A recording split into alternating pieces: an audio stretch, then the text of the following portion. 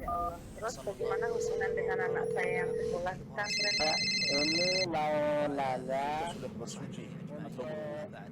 Terima kasih Kemudian Bapak. bersentuhan dengan wudunya batal. Wudunya batal.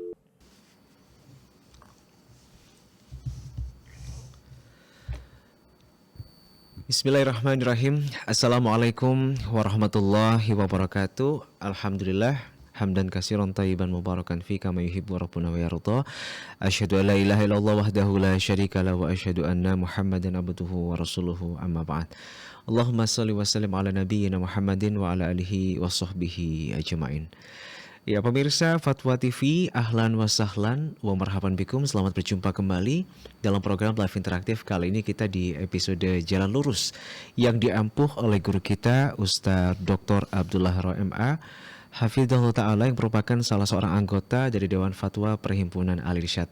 Malam hari ini seperti biasa kita akan hadir di ruang dengar Anda kurang lebih selama 1 jam ke depan dalam program live interaktif, yang mana program ini memberikan kesempatan bagi pemirsa dimanapun Anda berada untuk bisa berkonsultasi, bertanya secara langsung kepada Ustadz. Manfaatkan waktu yang tidak panjang ini untuk bisa mendulang banyak faedah ya. Caranya mudah, silakan Anda nanti bisa telepon langsung di 0331 kode area kota Jember 5446087. Sekali lagi di 5446087. Kemudian bagi yang bisa bertanya secara langsung, Anda kami berikan fasilitas untuk bisa bertanya di jalur website di www.dewanfatwa.com. Dan malam hari ini kita live dari studio Fatwa TV Jember. Telah hadir bersama kami Ustadz Dr. Abdullah. Kita sapa beliau terlebih dahulu. Assalamualaikum Ustadz. Assalamualaikum warahmatullahi wabarakatuh. Ahlan wa sahlan Ustaz. Sehat Pak Yusuf. Alhamdulillah sehat. Masyaallah. Barakallahu fikum Ustaz ya. Nah, ya. Malam hari ini kita juga berkesempatan menyapa beberapa rekan-rekan media yang tergabung dalam RTVC atau Asosiasi Radio Televisi Islam Indonesia. Di antaranya ada Radio Binbas Yogyakarta, kemudian Radio Sahabat Tegal, Radio MBFM Probolinggo, Radio Hang FM Batam, Radio Amuba Pangkal Pinang, Radio Sago FM Sumatera Barat, Radio Gema FM Bontang, Radio Al-Hikmah AM Banyuwangi, Radio Tua FM Riau, juga turut bergabung Madinah Caruban dan juga Mas FM Sragen. Tapi sebelum kita terima telepon dan juga bacakan pertanyaan-pertanyaan yang sudah masuk, kita akan dengarkan terlebih dahulu satu nasihat pembuka malam hari ini. Nah, tafadhol Ustaz, barakallahu fikum. Bismillahirrahmanirrahim. Alhamdulillah Rabbil Alamin. Wa bihi nasta'inu ala umuri dunya waddin. Wa sallallahu ala nabiyyina Muhammadin wa ala alihi wa sahbihi ajma'in. Allah SWT mengatakan di dalam Al-Quranul Karim, innal ladzina qalu rabbuna Allahu thumma istaqamu fala khawfun alaihim wa lahum yahzanun. Sesungguhnya orang-orang yang mengatakan Rabbuna Allah, orang-orang yang mengatakan bahwasanya Rabb kami adalah Allah, thumma istaqamu, kemudian mereka istiqamah, maka tidak ada takut bagi mereka dan mereka tidak bersedih, dan mereka lah para penduduk surga, mereka kekal di dalamnya.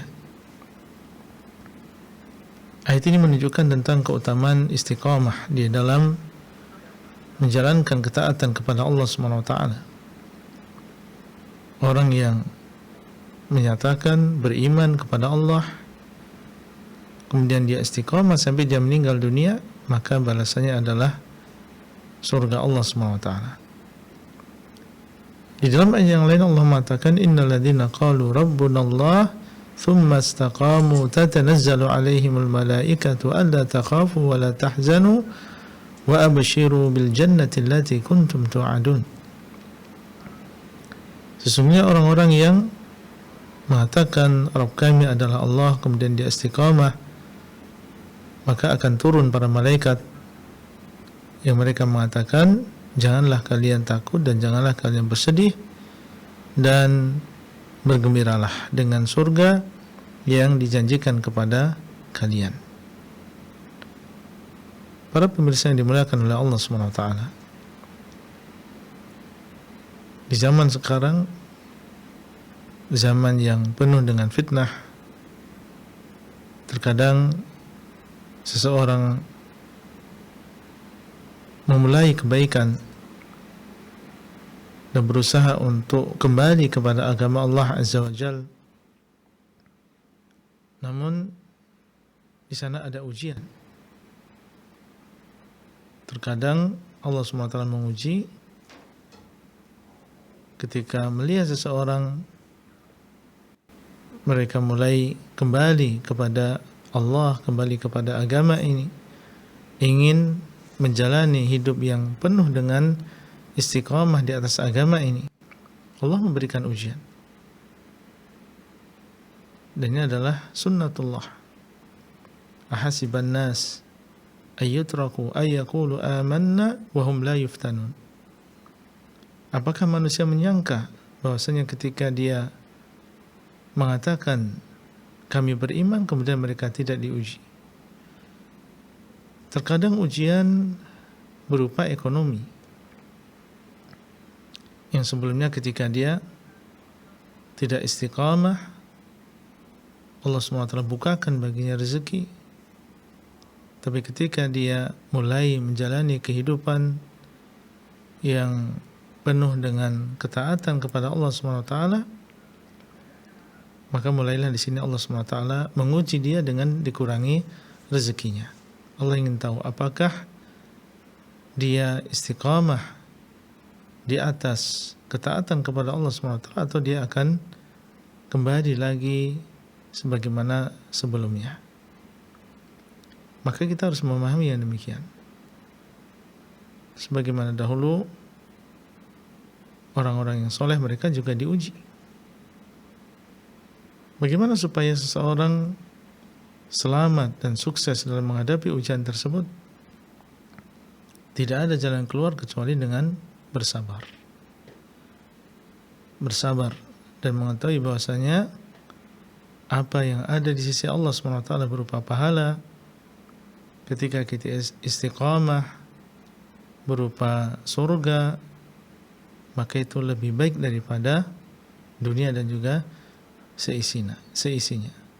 Qul ma 'indallahi khairun minal lahwi wa minat tijarah wallahu khairur razikin. Katakanlah sungguhnya apa yang ada di sisi Allah itu lebih baik daripada perbuatan yang sia-sia dan juga daripada perdagangan. Dan Allah SWT adalah yang sebagai zat yang paling baik dalam memberikan rezeki. Yakinlah bahwasanya rezeki tidak akan dikurangi. Allah SWT telah mentakdirkan rezeki untuk masing-masing dari kita. Di dalam Lauhul Mahfuz 50.000 tahun sebelum Allah SWT menciptakan langit dan bumi. Dan juga rezeki untuk anak-anak kita. Jangan sampai datang syaitan yang memberikan was-was kemudian mengatakan bahwasanya istiqomahmu ini menjadikan rezekimu seret. Ketaatan engkau kepada Allah menjadikan rezekimu menjadi sempit. Ini adalah janji syaitan.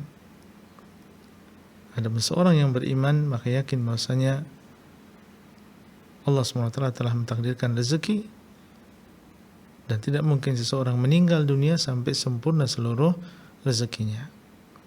Sehingga jangan sampai karena rupiah, karena dolar, karena dunia kemudian seseorang meninggalkan ketaatan kepada Allah SWT. Hati-hati dengan fitnah dunia, hati-hati dengan fitnah harta.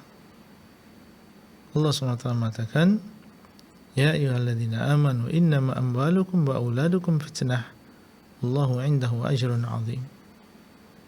Wahai orang-orang yang beriman, sesungguhnya harta kalian dan anak-anak kalian adalah fitnah. Dan Allah SWT di sisinya ada pahala yang besar. Akhirnya kita berdoa kepada Allah SWT, semoga Allah SWT menjaga kita dan menjadikan kita istiqamah di atas agama Islam, di atas sunnah Nabi SAW, dan melindungi kita dari fitnah dunia. Wallahu ta'ala a'lam. Nah, Ustaz, Masya Allah, Barakallahu Fikum. Jadi satu nasihat pembuka di kesempatan malam hari ini bagi seluruh pemirsa Fatwa TV di manapun Anda semuanya berada. Berarti bentuk kecintaan Allah kepada hambanya itu bukan dilihat dari ketika Allah memberikan banyak harta, Ustaz ya. Ya, Itu bukan jadi satu parameter bahwa kecintaan Allah kepada hambanya diberikan banyak harta di dunia. betul. Terkadang ketika Allah SWT cinta justru malah diberikan musibah. Musibah bisa jadi tanda cinta Allah, Tanda Ustaz. cinta Allah. Makanya dalam hadis Rasulullah SAW mengatakan, Innallaha idza ahabba qauman ibtalahum. Sungguhnya Allah SWT apabila mencintai sebuah kaum, maka Allah SWT akan menguji mereka. Nah, Ustaz. Para nabi orang yang paling dicintai oleh Allah, dan ternyata mereka orang yang paling diuji. Asyaddun nasi bala'an al-anbiya, thumma al-amthal fal-amthal. Orang yang paling diuji, yang paling berat ujiannya adalah para nabi. Kemudian yang semisal dengan mereka, kemudian yang semisal dengan mereka. Jadi semakin mengikuti para nabi, maka semakin diuji oleh Allah SWT. Insya Allah. Nah, Ustaz ya. Kadang orang tuh bingung saat melihat ini ujian tanda cinta Allah kepada hambanya atau ini ujian atau musibah dikarenakan bentuk azab, Ustaz. Ini gimana kita membedakannya, Ustaz? Seorang muslim husnudzan kepada Allah. Harusnya husnudzan, Ustaz ya. Husnudzan. Ketika dia mendapatkan musibah, maka dia berbaik sangka kepada Allah SWT. Allah SWT menghendaki kebaikan dari musibah ini. Nah, Ustaz. Ingin mengingatkan seseorang, ingin mengampuni dosanya, karena Allah SWT tahu tentang banyaknya dosa yang kita lakukan dan lalainya kita dari istighfar, sehingga terpaksa harus diturunkan musibah tadi supaya dosa kita menjadi berkurang. Nah, Masya Allah. Atau Allah SWT ingin mengangkat derajat kita karena amalan yang kita lakukan belum nyampe, belum cukup. Sehingga ketika diberikan musibah, kita bersabar, diangkat derajatnya sehingga kita masuk ke dalam surganya Allah SWT. Ini bentuk husnudzan kita kepada Allah. Nah, Ustaz, Masya Allah. Jadi kedepankan husnudzan dulu, Ustaz ya. Ya. Baik, ya, barakallahu fikum. Ya, baik pemirsa Fatwa TV, kita berikan waktu dan juga kesempatan malam hari ini. Silakan yang ingin bertanya secara langsung kepada Ustadz, line telepon di 0331 3544 6087 ya. Mohon maaf tadi karena sudah ada yang sempat tersambung dan qadarullah terputus. Silakan dicoba kembali. Kita juga informasikan mungkin jika Anda belum berhasil untuk menghubungi nomor kami, silakan bisa kembali dicoba ya. 5446087 dan jangan lupa kode area kota Jember. Baik, sambil menantikan penelpon Ustaz, kita akan bacakan terlebih dahulu pertanyaan yang sudah masuk di jalur kami, di redaksi kami, Ustaz. Dari Ibu Handayani, Ustaz, di Kota Malang. Bismillah, Ustaz, bagaimana hukumnya bertanya kepada animal whispering? Saat ini, saat kita kehilangan hewan peliharaan, Ustaz, misalnya kita kehilangan kucing, atau pada saat hewan kita, peliharaan kita tuh sakit. Jadi yang bisa berkomunikasi dengan hewan, dia hanya dengan melihat mata yang menatapnya, meskipun hanya dengan foto, Ustaz. Bagaimana orang yang memiliki kemampuan seperti ini, Ustaz? Terus dalam pandangan Islam? dia nanti yang bisa menemukan kucingnya di mana? Iya, dengan dia itu berkomunikasi gitu, Ustaz ya. Walaupun hanya dengan foto atau dengan hewannya, seperti itu. Ya. Wallahu a'lam, ini lebih dekat kepada perdukunan ya. Bagaimana seorang hanya dengan melihat foto kemudian dia bisa mencari di mana hewan tersebut berada, sehingga seorang muslim adalah dia menjaga agamanya, berhati-hati jangan sampai mendatangi orang yang memiliki praktek demikian. Apabila memiliki hewan peliharaan yang dia sayangi dan hilang, maka dia cari cara untuk bisa mendapatkan hewan tersebut sesuai dengan kemampuan ya, dan tetap memperhatikan meskipun dia cinta, meskipun dia sayang, jangan sampai kemudian dia melakukan atau mencari cara yang tidak dibenarkan di dalam agama ini. Nah, wallahu ta'ala a'lam. Masya Allah. Taib ya. Dan kemampuan seperti ini bukan tergolong mukjizat Ustaz ya. Ya. Allah alam, mungkin minta bantuan jin dan yang bisa semisal. jadi Ustaz ya. Ya, sebagaimana para dukun ya mereka meminta bantuan jin untuk mencari orang hilang atau mencari barang hilang. Itu kan bisa minta bantuan jin. Ya, dan kita tahu bahwasanya jin dia tidak membantu kecuali apabila di sana ada syarat yang harus dipenuhi. Biasanya minimal berupa kemaksiatan. Dan yang paling parah adalah syarat berupa kekufuran dan juga kesyirikan. Nah, ini yang kita khawatirkan. Nah, Taib Ustaz ya, barakallahu fikum. Jadi diwaspadai untuk Ibu Handayani bertanya di Malang tadi.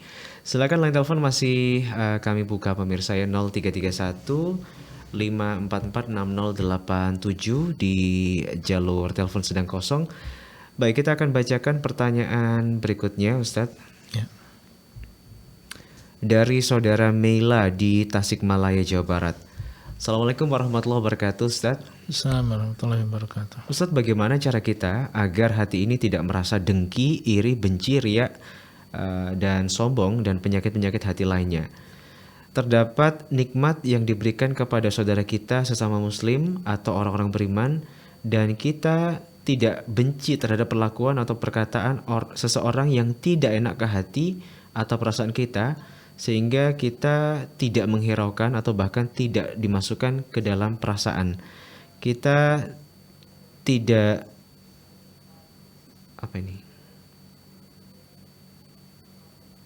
Ya. Oke, kita mohon nasihatnya Ustadz. Baik. Dan pencerahannya bagaimana Ustadz? Baik. Tentang masalah penyakit-penyakit hati, memang perlu seorang muslim dan juga muslimah memperhatikan hatinya ya. Karena Allah SWT mengabarkan bahwa di hari kiamat harta dan juga anak ini tidak akan bermanfaat kecuali yang datang di hari kiamat dengan hati yang selamat. Yauma la yanfa'u malun wala banun illa man atallaha biqalbin salim.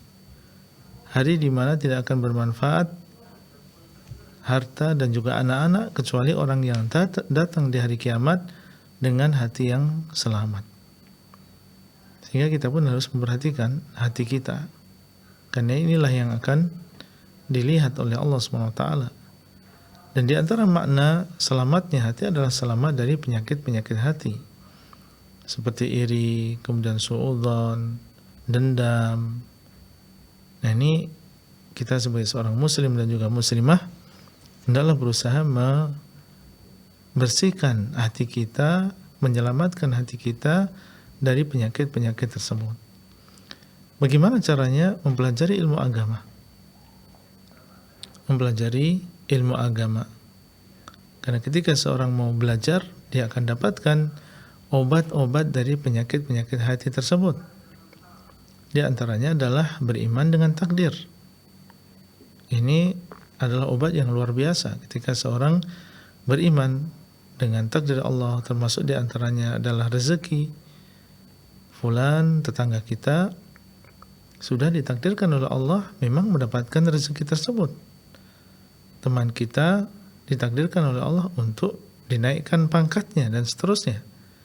Kalau kita mengingat bahwasanya itu semua adalah takdir Allah, maka insya Allah lambat laun pelan-pelan penyakit hati yang berupa hasad itu akan hilang dan juga pergi. Karena kita sadar itu adalah pemberian dari Allah SWT, sebagaimana Allah memberikan kepada kita. Dan ketika Allah memberi, itu pasti di sana ada hikmahnya. Ketika Allah menyempitkan, ada hikmahnya. Ketika Allah memperluas rezeki bagi seseorang juga ada hikmahnya. Kemudian kalau kita mau belajar agama, maka masing-masing dari kita akan lebih banyak memperhatikan dirinya daripada melihat keadaan orang lain. Lihat dengan nikmat yang sudah Allah SWT berikan kepada dirinya. Dan lihat orang yang lebih bawah daripada kita. Maka insya Allah kita akan tumbuh rasa syukur. Bukan justru malah dengki kepada orang lain yang mendapatkan nikmat. Lihat orang yang lebih bawah keadaannya daripada kita. Nah, dengan cara seperti ini, kalau dibiasakan oleh seseorang dan sering dia berpikir dengan mengingat Allah SWT, maka insya Allah lama-kelamaan penyakit tersebut akan hilang. Kemudian tentang masalah mudah sakit hati ketika mendengar orang lain mengucapkan ucapan yang tidak mengenakan dan seterusnya. Ya, jalan keluarnya adalah dengan bersabar. Ya, bersabar dan kembali kita mengingat bahwasanya itu semua adalah dengan takdir Allah. Siapa yang menjadikan dia berbicara dengan ucapan seperti itu? Allah Azza wa Jalla. Maka kalau seseorang menyadari bahwasanya yang menggerakkan bibirnya adalah Allah, yang menjadikan dia seperti itu adalah Allah, maka dia tahu bahwasanya di sini adalah ujian bagi dia, apakah dia bersabar atau tidak. Kalau kita bersabar, maka insya Allah ini justru malah menjadi penebus dosa bagi seseorang. Dan kita tahu bahwasanya yang namanya kezaliman tidak akan dibiarkan begitu saja selesai di dunia. Kalau memang tidak selesai di dunia, maka akan diselesaikan oleh Allah Azza wa Jalla di akhirat. Orang yang menyakiti kita dengan ucapannya, dengan kekuasaannya, dengan fisiknya, kalau misalnya tidak dihalalkan atau tidak terbalas di dunia, maka Allah SWT akan menegakkan keadilan bagi mereka di akhirat. Kemudian juga di antara cara yang menjadikan seseorang tenang adalah memaafkan. Maafkan, maka insya Allah justru hidup kita akan menjadi tenang dengan kita memaafkan orang lain. Tapi kalau yang kita pelihara adalah dendam, maka ini akan menjadikan justru kita semakin sengsara. Karena seseorang yang dendam, siang dan malam dia berusaha bagaimana untuk membalas kembali, yaitu menghabiskan waktu. Dan itu menjadikan kita tidak fokus dalam melakukan berbagai pekerjaan, sehingga yang rugi adalah diri kita sendiri. Nah, itu adalah beberapa kiat yang mungkin bisa kita gunakan supaya kita terhindar dari penyakit iri dan juga suudzon, dendam. Dan di antara kiat yang paling ampuh adalah berdoa kepada Allah SWT supaya dibersihkan hatinya dari penyakit-penyakit tersebut. Dan Nabi SAW mengajarkan doa, Allahumma hdini li ahsanil akhlaq la yahdi li ahsaniha illa anta wasrif anni sayyi'aha la yasrif anni sayyi'aha illa anta. Ya Allah, berikanlah aku petunjuk untuk melakukan akhlak-akhlak yang baik, karena tidak ada yang memberikan petunjuk kepada akhlak-akhlak tersebut kecuali Engkau ya Allah. Dan jauhkanlah aku dari akhlak yang jelek, dan tidak ada yang memalingkan aku dari akhlak yang jelek tersebut kecuali Engkau ya Allah. Dibaca dengan sungguh-sungguh. Semoga Allah SWT memberikan taufik. Wallahu ta'ala a'lam. Baik Ustaz, semoga bermanfaat ya untuk saudari Melia tadi yang bertanya di Tasikmalaya, Jawa Barat. Kita akan sapa penelpon kita malam hari ini. Yang pertama ada Bapak M. Muhammad Hilal ya dari Yogyakarta. Fatwa TV. Assalamualaikum. Waalaikumsalam warahmatullahi wabarakatuh. Silakan Pak pertanyaannya. Nih Ustadz Abdullah yang kami hormati, saya peserta HSI sudah sejak 5 bulan yang lalu. Masyaallah. Materi yang kami terima khususnya tentang belajar tauhid itu sangat mencerahkan kami, yang selama ini kami juga sesuai dengan kapasitas kami berdakwah. Kami 72 tahun. Masya Allah. Dan tentang akidah ini yang kami ingin tanyakan adalah menyerahkan sebagian ibadah kepada yang selain Allah itu musyrik. Kami mohon contoh-contohnya. Ya. Baik. Baik, Pak Hilal, Masya Allah, 72 tahun Ustaz. Masya Allah, dari Yogyakarta nih. Yogyakarta. Asal anak Pak. Masya Allah. Ya, Barakallahu fikum. Contoh menyerahkan ibadah kepada selain Allah ini seperti apa Ustaz? Baik. Barakallahu fikum. Semoga Allah SWT menjaga Pak Hilal dan juga para ikhwah dan juga para akhwat kaum muslimin dan juga muslimah dimanapun antum berada. Sebagaimana kita tahu bahwasanya tauhid adalah menyerahkan seluruh ibadah hanya kepada Allah Azza wa Jalla. Dan dia adalah tujuan Allah SWT menciptakan kita dan juga jin. Tujuannya adalah supaya kita menyerahkan ibadah dan seluruh ibadah kepada Allah SWT. Dan sebaliknya, lawan dari tauhid adalah syirik, yaitu menyerahkan sebagian dari ibadah kepada selain Allah. Jadi ibadah ada yang diserahkan kepada Allah dan sebagian ada yang diserahkan kepada selain Allah. Itulah yang dinamakan dengan syirik atau menduakan Allah, menyekutukan Allah SWT. Nah, contoh dari menyerahkan sebagian ibadah kepada selain Allah. Contoh misalnya ibadah menyembelih. Dan insya Allah ini Pak Hilal dan yang ikut belajar insya Allah sudah mengambil tentang pelajaran ini. Bahwasanya menyembelih ini adalah termasuk ibadah. Karena Allah SWT mengatakan fasalli li rabbika wanhar. Dan maka salatlah untuk Allah dan menyembelihlah untuk Allah. Berarti Allah memerintahkan kita untuk menyembelih lillah karena Allah SWT. Dan Allah mengatakan qul inna salati wa nusuki wa mahyaya wa mamati lillahi rabbil alamin. Katakanlah sesungguhnya salatku dan juga sembelihanku, hidup dan juga matiku adalah untuk Allahu Rabbul Alamin. Berarti menyerahkan ibadah menyembelih kepada selain Allah haram dan termasuk kesyirikan karena itu adalah ibadah. Contoh misalnya orang yang menyembelih untuk yang bau reksa sungai, menyembelih untuk yang menunggu laut, menyembelih untuk yang menunggu gunung. Ini bentuk kesyirikan. Meskipun dinamakan upacara-upacara tersebut dengan sedekah, dinamakan dengan sedekah ini, sedekah itu, maka ini semua pada hakikatnya adalah menyerahkan ibadah kepada selain Allah. Dan siapakah sebenarnya nunggu sungai atau mereka mengatakan yang nunggu laut, maksudnya adalah yang tinggal di sana ya. Bukan yang menciptakan. Yang menciptakan adalah Allah. Yang tinggal di sana ya para jin. Yang mereka memang mencari tempat-tempat yang jauh dari zikrullah. Dan mereka adalah makhluk seperti kita, tidak memiliki kekuasaan sedikit pun. Tapi sayang, ada manusia yang justru berlindung kepada jin tersebut.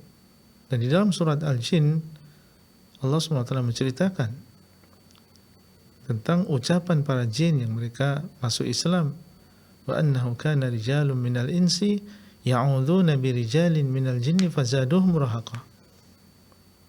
Sungguhnya ada sebagian manusia yang meminta perlindungan kepada sebagian jin. Maka akhirnya jin-jin tersebut menambahkan rasa takut pada diri mereka. Jadi sengaja menyembelih, dilemparkan atau ditanam. Tujuannya adalah supaya dijaga, tidak meletus gunungnya, supaya ikannya banyak, supaya panennya banyak. Nah ini hakikatnya adalah menyerahkan ibadah kepada selain Allah. Ini sekedar contoh saja, dan insyaallah ya, penanya Pak Hilal dan juga yang lain insyaallah sudah di dalam pelajaran yang kita sampaikan, insyaallah sudah mendapatkan contoh lebih dari itu. Wallahu taala a'lam. Nah, Ustaz ya. Dan bahkan ritual-ritual seperti itu sebenarnya sudah masyhur atau mungkin sudah terkenal di masyarakat, Ustaz ya. Dan ini adalah satu fakta kebenaran yang memang juga harusnya diketahui oleh masyarakat, Ustaz ya. Ustaz. Itu hakikatnya, Pak. Hakikatnya adalah menyerahkan sebagian ibadah kepada selain Allah. Meskipun dinamakan dengan apa saja. Walaupun namanya baik, tapi kalau Namanya tujuannya baik, bukan untuk Allah, itu Iya. termasuk syirik. Ustaz, termasuk ya? syirik. Ya demikian syaitan menyesatkan manusia, yaitu membungkus sesuatu yang batil dengan sesuatu yang baik, ya, supaya manusia mudah tertipu. Tuh, Ustaz. Ya. Masya Allah, barakallahu fikum. Semoga bermanfaat ya untuk Pak Muhammad Hilal tadi di Yogyakarta. Dan kita akan bergeser ke Indramayu. Ustaz, ada Pak Hasan sudah tersambung bersama kami Fatwa TV. Assalamualaikum Pak. Halo Pak Hasan. Waalaikumsalam. Ya Pak Hasan, silakan pertanyaannya. Waalaikumsalam Ustaz. Khaifaluk Ustaz. Khair, Masya Allah. Kefaluk Pak Hasan. Ana juga salah satu anggota HSI Angkatan 172 Ustaz. Masya Allah, 172, udah 5 tahun atau? Udah 5 tahun Ustaz, Masya kita 5 Allah. tahun alhamdulillah Iya. masih mengikuti Masya kajian Allah. alhamdulillah. Barakallahu fiik. Iya. Fadal. Baik, mau tanya Ustaz. Ana pernah lihat video di YouTube salah satu Ustaz bahwa menyatakan bahwa kalau dalam rumah kalau ada kotoran anjing itu malaikat rahmat tidak akan masuk itu Ustaz. Ini aku mau tanyakan kalau di rumah itu kita pelihara kucing kemudian ada kotoran kucing itu bagaimana Ustaz? Apakah sama juga berlaku dengan kotoran anjing seperti itu Pak ya? Iya betul sih Ustaz. Baik. Betul itu. Ya. Nah, kebetulan anak ini pelihara kucing di rumah Ustaz. Iya. Baik, terima kasih Pak Hasan dari Indramayu. Baik. Barakallahu fiik. Yang ada di dalam hadis bahwasanya malaikat tidak masuk ke dalam rumah yang di situ ada anjing atau gambar. Anjing atau gambar. Ini menunjukkan tentang bahayanya orang yang memelihara anjing atau dia di dalam rumahnya ada gambar dan yang dimaksud adalah gambar makhluk bernyawa. Dan patung lebih parah lagi. Kalau dia adalah patung makhluk bernyawa, maka ini juga masuk dalam hadis. Sehingga seorang muslim tentunya hendaklah dia memperhatikan dan yang dimaksud dengan malaikat di sini adalah malaikatur rahmah. Malaikat rahmah, malaikat yang ditugaskan oleh Allah SWT untuk membawa rahmat. Khawatirnya rumah yang tidak dimasuki oleh malaikat yang membawa rahmat, maka kita akan tahu bagaimana akibat ya dari rumah tersebut. Rumah yang tidak ada di situ kasih sayang antara anggota keluarga, antara suami dengan istrinya, tidak saling menyayangi, antara orang tua dengan anaknya tidak saling menyayangi, kita bisa bayangkan apa yang terjadi di rumah tersebut. Maka wallahu alam, apabila kita menemui dalam rumah ya ada kejauhan atau rasa yang jauh antara seorang anak dengan orang tua, antara seorang suami dengan istrinya, padahal mereka sama-sama tinggal dalam satu rumah, tapi tidak ada di sana kedekatan. Nah, ini mungkin dikhawatirkan karena melanggar di sini. Taib. Lalu bagaimana dengan kucing? Tidak ada di sana dalil yang menunjukkan bahwasanya kucing sama dengan anjing dalam permasalahan ini. Jadi kita kembali kepada apa yang ada di dalam dalil saja. Ya, yaitu gambar makhluk yang bernyawa dan juga anjing. Adapun kucing maka ini tidak masalah. Dia adalah sebagaimana dikabarkan oleh Nabi SAW, tawafun. Mereka ini adalah hewan-hewan yang sering berkeliling di rumah. Tidak masalah seseorang memelihara kucing dan seandainya dia membuang kotorannya di rumah juga bukan termasuk sebab seseorang dijauh akhirnya tidak dimasuki oleh malaikat rahmah.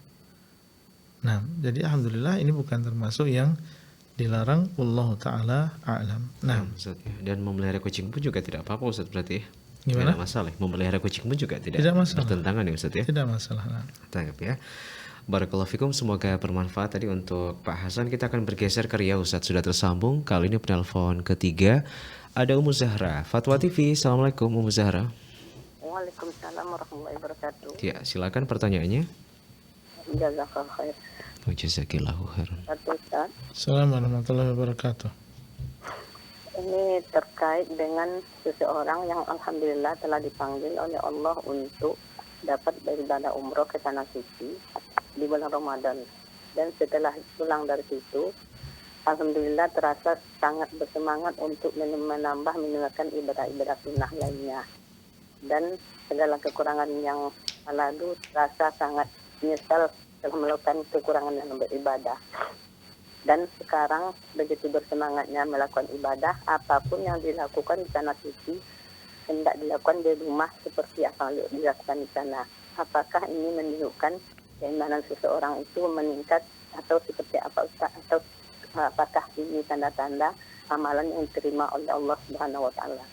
Terima kasih atas penjelasannya. Assalamualaikum warahmatullahi wabarakatuh. Waalaikumsalam. Assalamualaikum warahmatullahi wabarakatuh. Jadi istiqomah pasca pulang Ustaz ya. Ya. Apakah ciri-ciri diterimanya amal Ustaz? Ya. Baik. Para ulama menjelaskan bahwasanya di antara ciri amalan diterima oleh seseorang adalah dia semangat untuk melakukan amalan setelah itu. Mereka mengatakan jazaa'ul hasanati al-hasanatu ba'daha. Balasan bagi sebuah kebaikan adalah kebaikan setelahnya. Jadi kalau seseorang setelah melakukan umrah merasakan dirinya meningkat keimanannya, bersemangat untuk melakukan berbagai amal soleh, maka adalah dia berhusnudzon kepada Allah SWT, bergembira, semoga ini adalah ciri bahwasanya Allah SWT menerima umrah dia, menerima amal ibadahnya. Kemudian yang kedua tentang bahwasanya dia akan melakukan amalan yang dia lakukan selama di Mekah misalnya. Maka silakan, tidak masalah. Kalau misalnya di sana kita melakukan sholat malam, akhirnya kita jaga sampai di rumah pun kita jaga sholat malam tersebut. Di sana kita melakukan misalnya membaca Al-Quran setiap hari 1 juz. Kemudian kita sampai di Indonesia kita berusaha untuk membaca setiap hari 1 juz dan seterusnya. Maka ini bagus. Dan kita dorong untuk melakukan yang demikian. Tapi di sana ada amalan yang khusus dilakukan di Mekah ya. Dan tidak bisa dilakukan di tempat yang lain seperti misalnya tawaf, ya, kemudian umrah. Nah ini tentunya tidak bisa kita lakukan di selain kota Mekah. Nah, barakallahu fikum. Wafikum barakallah. Semoga bermanfaat ya untuk Ummu Zahra di Riau tadi. Kita akan bergeser Ustaz kali ini ke penelpon keempat. Dari Jambi ada Bu Linda. Fatwa TV. Assalamualaikum Bu Linda. Ya, Assalamualaikum Pak Ustaz. Assalamualaikum warahmatullahi wabarakatuh. Silakan. Ya begini Pak Ustaz, saya kan seorang ibu ya Pak Ustaz. Saya tiap hari membersihkan masjid atau musola kayak gitu. Tapi kondisi kalau seandainya saya lagi head, apakah saya masih diperbolehkan Pak Ustaz seperti yang membersihkan masjid apa musola gitu? Yang saya ragunya kayak gitu, cuman kondisinya kalau saya lagi nggak sholat, saya tetap bersihkan gitu karena nggak ada yang bersihkan selain aku gitu. Baik Ibu. Gimana Pak? Iya, gitu ada Pak Ustaz. Hukum, apakah saya dosa? Apakah bagaimana Pak Ustaz? hukum membersihkan musola saat kondisi haid ya. Baik. Ya. Assalamualaikum warahmatullahi wabarakatuh. Masya Allah. Barakallahu fikum, Ibu Linda di Jambi, dan semoga Allah SWT menjaga dan memberkahi anti dan juga pekerjaan yang mulia yang anti lakukan, yaitu membersihkan rumah Allah. Dahulu Nabi Ibrahim alaihissalam dan juga Nabi Ismail, mereka membersihkan rumah Allah. Allah SWT mengatakan, antahira baitiya lit-ta'ifina wal-'akifina wa ruk'i sujud. Hendaklah kalian berdua, yaitu Ibrahim dan juga Ismail, membersihkan rumahku untuk ya orang-orang yang tawaf, ya, dan orang-orang yang ruku', orang-orang yang sujud, orang-orang yang beriktikaf. Kita bersihkan rumah Allah untuk orang-orang yang beribadah. Ini adalah amalan yang mulia. Adapun yang ditanyakan tentang masalah wanita yang haid, apakah boleh dia tetap beraktivitas membersihkan masjid? Kalau dia dalam keadaan haid, Allah Ta'ala a'lam, lebih hati-hatinya dia tidak masuk ke dalam masjid. Ya, tidak masuk ke dalam masjid. Dan ini perlu kebijaksanaan dari yang lembaga yang mempekerjakan. Hendaklah mereka memahami yang demikian, karena yang diberikan tugas di sini adalah seorang wanita, dan wanita berbeda dengan laki-laki. Di sana ada masanya dia tidak boleh masuk ke dalam masjid, sehingga perlu di sana pengganti sementara, dan yang menggantikan peran ibu tadi untuk bisa membersihkan masjid. Nah, ini yang seharusnya dilakukan. Ini yang seharusnya dilakukan. Wallahu ta'ala a'lam. Nah, Ustaz, adakah batasan dalam membersihkannya, Ustaz? Misalnya kayak di pelataran itu, apakah masih boleh, atau area di dalam masjid saja yang boleh? Kalau di halaman masjid tidak masalah, di pelataran masjid tidak masalah. Yang dipermasalahkan di sini adalah ketika dia masuk ke dalam masjid. Nah, baik, Ustaz, barakallahu fikum. Kita akan sapa penelpon berikutnya. Ada Pak Ridwan sudah tersambung bersama kami di jalur telepon dari Kepulauan Riau. Fatwa TV, Assalamualaikum Pak Ridwan. Zurianto. Iya. Halo, Assalamualaikum. Waalaikumsalam warahmatullahi wabarakatuh. Dengan Pak Ridwan di Kepulauan Riau ya? Bapak Zurianto. Oh, Bapak Rianto, mohon maaf Pak ya. Zurianto, baik. Silakan Pak Zurianto. Assalamualaikum Ustaz. Assalamualaikum warahmatullahi wabarakatuh. Ini mau bertanya masalah di rumah tuh, ya dulu kan kita belum tahu, di rumah tuh ada barang. Mohon maaf kalau terputus Pak ya. Pak Zurianto belum sempat menyampaikan pertanyaannya secara sempurna. Silakan, mohon berkenan bisa telepon kami kembali ya, 0331544687. Baik, kita akan lanjutkan bacakan pertanyaan berikutnya, Ustaz. Ya.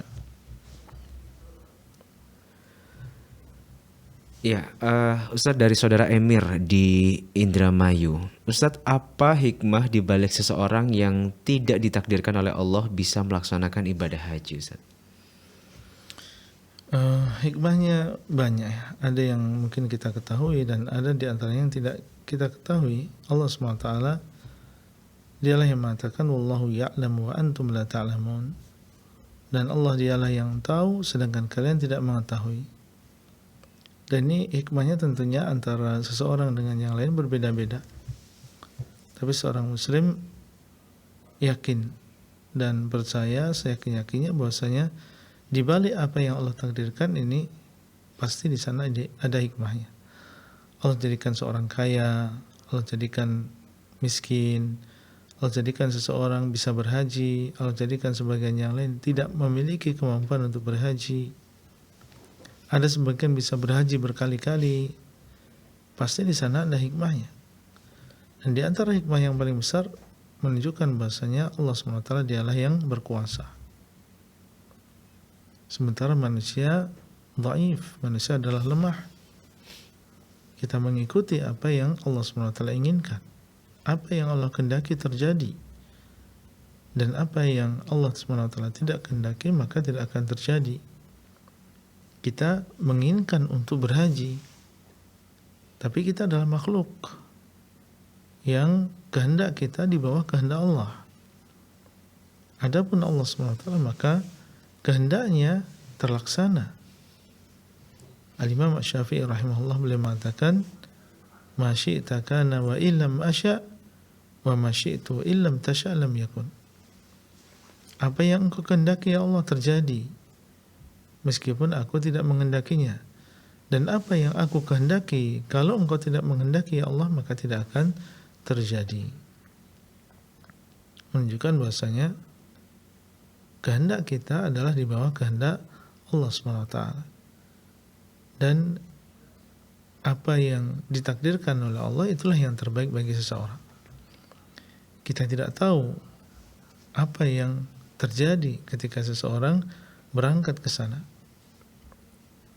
Banyak di sana orang yang berangkat haji dan ternyata mendapatkan musibah misalnya. Jadi seseorang hendaklah dia berhusnudzon kepada Allah di dalam apa yang ditakdirkan oleh Allah itu adalah baik. Yang ditakdirkan oleh Allah bisa berangkat haji itu adalah baik baginya. Dan yang ditakdirkan oleh Allah tidak berangkat haji maka itu adalah baik baginya.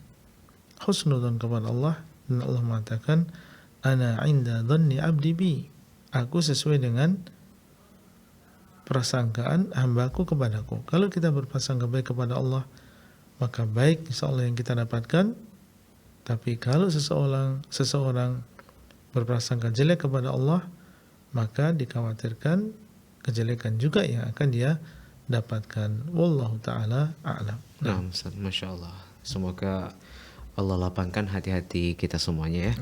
Dan semoga bermanfaat untuk penanya tadi dari Indramayu ya. Kita akan bacakan kembali Ustaz pertanyaan dan kita informasikan line telepon masih kosong ya pemirsa ya. Silakan yang bagi yang ingin bertanya secara langsung 0331544687 dan masih kita persilakan juga yang ingin bertanya via website di www.dewanfatwa.com. Ada beberapa pertanyaan yang masih harus kita bacakan. Ya, pertanyaan berikutnya Ustaz dari saudari Caca di Jakarta Selatan. Assalamualaikum warahmatullahi wabarakatuh Ustaz. Assalamualaikum warahmatullahi wabarakatuh. Assalamualaikum Ustaz, izin bertanya, Ustaz bagaimana cara yang baik mengajak orang tua untuk mentauhidkan Allah? Qadarullah ibu saya kondisinya buta huruf dan beliau sama sekali tidak paham akan Islam. Kemudian di sisi lain mayoritas keluarga saya adalah beragama Nasrani yang selalu mengajak ibu saya untuk murtad dan selalu mengajak ibu saya untuk melakukan ritual nenek moyang mereka yang mengagungkan orang mati.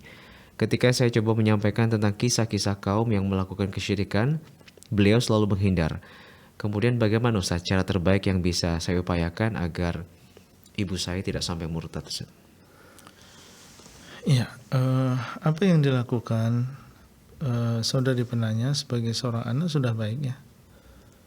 Maksudnya ingin menjaga keimanan ibu yang terus digoda oleh saudara-saudara yang lain yang mereka beragama selain agama Islam. Maka yang bisa kita lakukan adalah menasihati, mendekatkan ya, diri kita dan sampai kita justru malah menjauh dari ibu kita.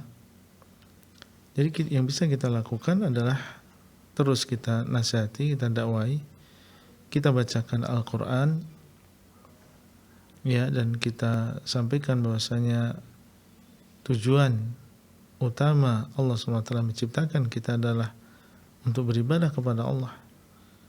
Dan Allah SWT telah mengutus para Rasul, mengutus Nabi Isa, mengutus Nabi Musa, menurunkan kitab, sampai akhirnya Allah SWT mengutus Nabi Muhammad SAW dan menurunkan Al-Quran.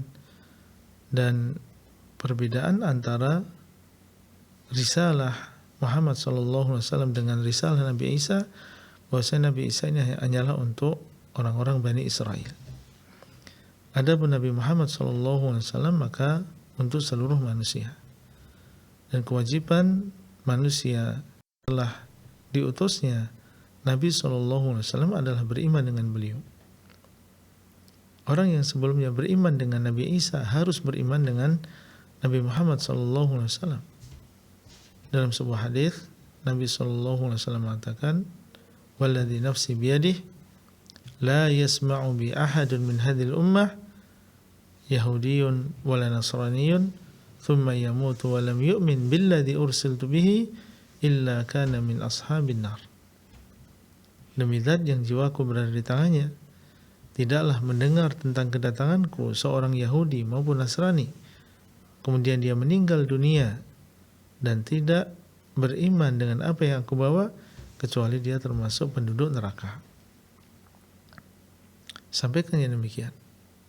Meskipun ibu terkadang mungkin berpaling, berusaha untuk menghindar, tidak masalah, kita berusaha untuk membacakannya. Semoga suatu saat ada ucapan kita yang masuk di dalam hati beliau. Kemudian perbaiki akhlak kita kepada orang tua kita. Jangan sampai karena lama beliau tidak menerima dakwah kita, kemudian kita justru keras kepada beliau. Jangan. Terus kita berbuat baik kepada beliau, tunjukkan akhlak sebagai seorang muslim. Kemudian juga banyak berdoa kepada Allah SWT. Doa yang sungguh-sungguh, semoga Allah SWT menetapkan hati ibu di atas keimanan. Karena sepertinya di sini saudara-saudara yang beragama selain agama tadi berusaha keras untuk menjadikan ibu murtad dari agama Islam. Maka sebagaimana mereka bersungguh-sungguh mengajak ibu untuk masuk ke dalam agama mereka, kita pun jangan putus asa. Kita harus lebih bersungguh-sungguh lagi, ya, memberikan nasihat, mendakwai, menguatkan, ya, supaya Allah SWT menjaganya. Nah, barakallahu fikum. Wafikum barakallah, semoga bermanfaat ya untuk saudari Caca yang bertanya tadi di Jakarta. Dan bagaimanapun kondisi ibu, berbakti itu tetap perintah Allah, Ustaz ya. Nah, sampai seandainya qadarullah ya, seandainya ibu yang murtad pun seorang muslim diwajibkan untuk tetap berbakti kepada kedua orang tua. Dan hidayah di tangan Allah. Jangankan kita, Nabi Muhammad SAW tidak bisa memberikan hidayah kepada pamannya Abu Thalib. Sekelas Nabi saja nggak bisa merubah itu, Ustaz. Tidak bisa merubah itu, karena memang hidayah adalah Allah SWT yang menentukan. Jadi ibu tidak usah terlalu bersedih, kemudian hendaklah kita berusaha semaksimal mungkin mendoakan dan kita serahkan segalanya kepada Allah SWT. Nah, Ustaz ya. Barakallahu fikum, semoga menjadi penyemangat ya untuk penanya tadi. Kita kembali tersambung dengan Pak Zurianto yang tadi sempat terputus, qadarullah ya. Fatwa TV, Assalamualaikum Pak Zurianto. Waalaikumsalam. Ya. Assalamualaikum Ustaz. Assalamualaikum warahmatullahi wabarakatuh. Silakan dilanjutkan, tadi sempat terputus Pak ya, mohon maaf. Ini mau menanyakan yang tadi itu menyambung. Ini ada di rumah itu dulu kita tak tahu waktu mau beli itu kan. Nah, jadi sekarang ini alhamdulillah kita sedikit-sedikit mengenal dakwah sunnah. Alhamdulillah. Jadi ada satu perabotan itu di rumah yang ada tanda-tanda apa simbol-simbol. Nah, itu kata istri itu untuk menghilangkan dicat saja. Kata saya sama juga. Macam mana caranya itu, Ustaz? Iya. Iya. Tapi bisa Pak ya ketika ditutup atau dihilangkan seperti itu? Untuk menghilangkan ataukah dihancurkan ataukah dicat. Macam mana jalan terbaiknya itu, Ustaz? Itu aja, Ustaz. Assalamualaikum warahmatullahi wabarakatuh. Waalaikumsalam warahmatullahi wabarakatuh. Apakah ini termasuk yang harus dihancurkan atau cukup ditutupi saja? Baik. Ini adalah syiar selain agama Islam ya. Dan itu adalah harus dihilangkan dari rumah kita. Dan cara menghilangkannya, kalau memang bisa dicat, maka dicat saja. Ya, dicat saja. Itu adalah sebuah gambar tertentu sehingga ketika dia dicat hilang. Dan ketika dia dicat dan tidak ada wujudnya, maka dianggap tidak ada. Bahkan seandainya seorang tidak mengecat ya, tapi ditambahi misalnya, yang sebelumnya dia bentuknya adalah bentuk tertentu, kemudian ditambah sehingga menjadi gambar rumah misalnya, maka hilang. Tidak ada di sini gambar yang merupakan syiar selain agama Islam. Jadi tidak harus dihancurkan. Tidak harus dihancurkan, seandainya bisa dihilangkan dengan dicat, maka itu sudah cukup. Wallahu ta'ala a'lam. Nah, Ustaz ya, semoga bermanfaat ya untuk Pak Zurianto di kesempatan malam hari ini. Baik, untuk jalur telepon kita tutup terlebih dahulu. Kita akan lanjutkan kembali. Mungkin ini jadi pertanyaan terakhir, Ustaz ya. Dari saudara Jalaluddin di Kota Palu, Sulawesi Tengah. Assalamualaikum Ustaz. Ustadz, apakah dukun atau asap yang meliputi manusia itu merupakan tanda hari kiamat? Dan apakah ini sudah pernah terjadi Ustadz di zaman Nabi, Ustadz? Iya. Disebutkan di dalam hadis bahwasanya termasuk di antara tanda-tanda kiamat yang kubro, tanda-tanda yang besar itu adalah keluar dukhan. Dan ini terjadi di akhir zaman sebelum terjadinya hari kiamat. Dan saat itu keluar juga atau dekat dengan itu keluar juga Dajjal, kemudian Ya'juj dan Ma'juj, kemudian terbit matahari dari arah tenggelamnya dan seterusnya. Ada 10 tanda yang merupakan tanda-tanda besar hari kiamat. Maka ada di sana dukhan, yaitu asap. Adapun yang terjadi di zaman Nabi SAW ada juga dukhan, tapi itu bukan merupakan tanda dekatnya hari kiamat. Itu dukhan yang terjadi di zaman Nabi SAW. Nah, Allah Ta'ala a'lam. Masya Allah. Baik Ustadz, barakallahu fikum. Itu jadi pertanyaan terakhir dan jawaban terakhir Ustadz. Ya. Terima kasih jazakallahu khairan Ustadz atas Barakallahu waktunya dan ilmunya hari ini. Assalamualaikum. Kita juga sampaikan terima kasih bagi Anda seluruh pemirsa Fatwa TV yang telah bergabung bersama kami dalam program Live Interaktif Jalan Lurus episode kali ini. Semoga apa yang disampaikan oleh Ustadz bermanfaat untuk kita semuanya. Amin. Barakallahu fikum. Dan jangan lupa Anda bisa simak program-program Live Interaktif Fatwa TV dari hari Senin sampai dengan hari Jumat di waktu dan jam yang telah dijadwalkan.